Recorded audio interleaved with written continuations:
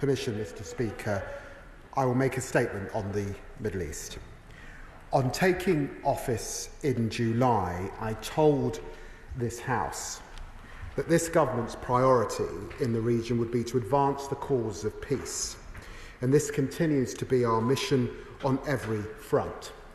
In Israel, in the West Bank, in Lebanon, in the Red Sea, and of course in Gaza, where we need an immediate ceasefire, the protection of civilians, the immediate release of all hostages, and more aid getting into Gaza.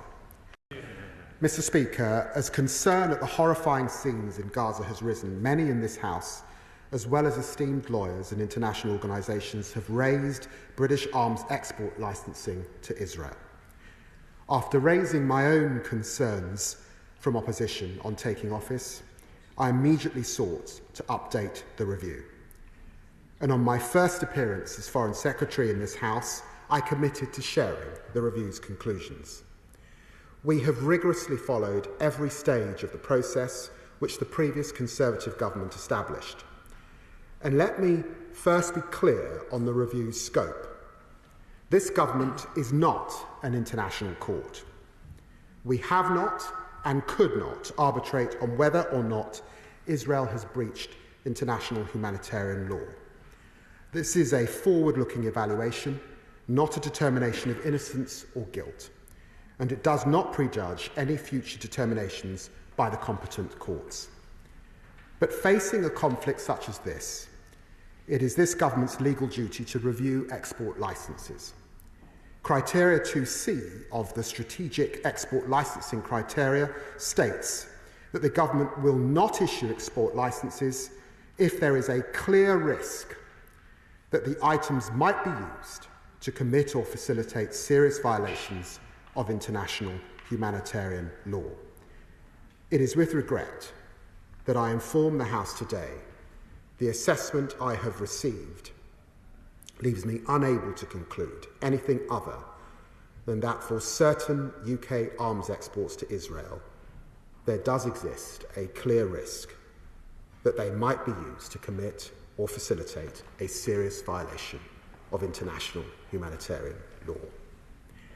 I have informed my Right Honourable friend, the Business and Trade Secretary, and he is therefore today announcing the suspension of around 30 from a total of approximately 350 to Israel as required under the Export Controls Act.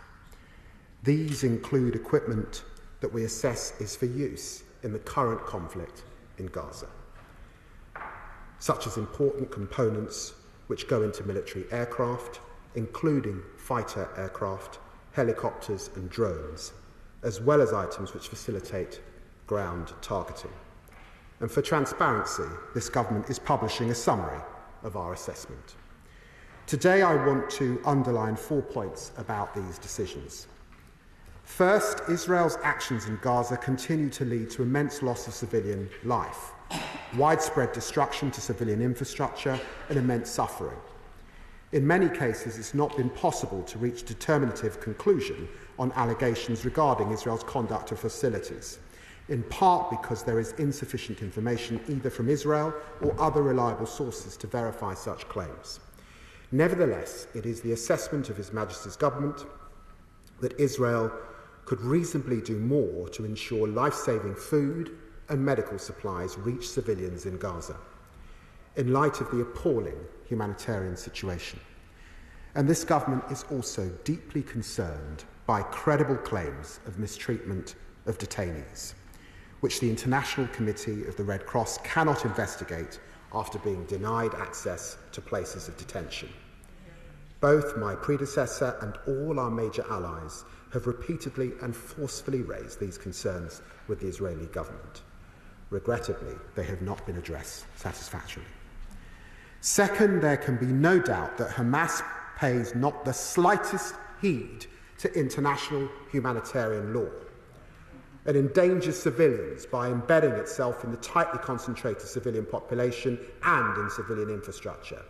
There is no equivalence between Hamas terrorists and Israel's democratic government, or indeed Iran and their partners and proxies. But to license arms exports to Israel, we must assess their compliance with international humanitarian law, notwithstanding the abhorrence of their opponents' tactics and ideology.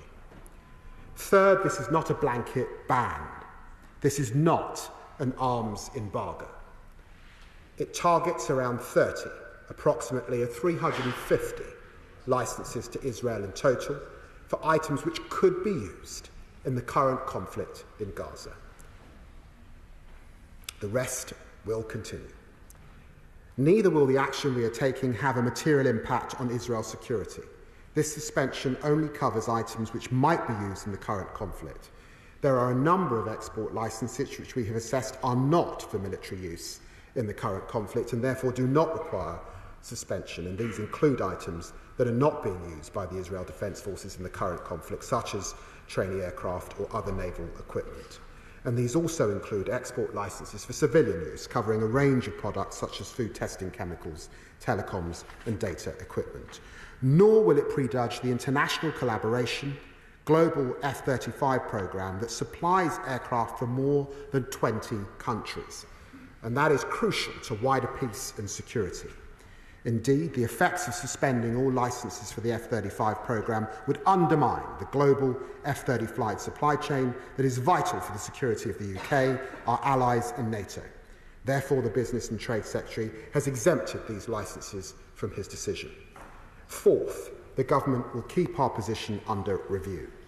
Commitment to comply with international humanitarian law is not the only criteria in making export licensing decisions. We will continue to work with our allies to improve the situation, and foreign policy, of course, involves tough choices.